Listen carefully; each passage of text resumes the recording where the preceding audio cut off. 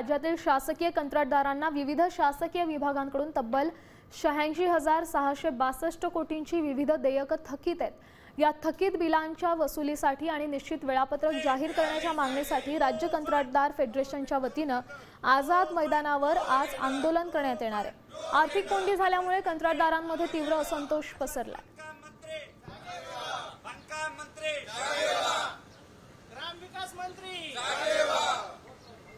केलेल्या कामाचे पैसे प्रामुख्याने काय मागण्या आहे? तुम्ही या ठिकाणी आझाद मैदानावर हे आंदोलनासाठी आलेलात।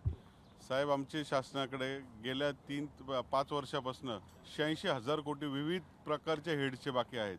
आम्ही शासनाच्या दारामध्ये वारंवार चक्रा मारल्या, सन्माननीय प्रत्येक मंत्र्यांच्या भेटी घेतल्या। तुम्ही कामे काढली, ती कामे आम्ही केली, ती कामे आम्ही केल्यानंतर त्याच्यावरती त्या विकासावरती तुम्ही निवडणुका जिंकून आले आहात। सर्व एमएलए लोकांना आपल्या आपल्या एरियामध्ये काम करून घ्यायचं आहे आणि without having A provision for the fund.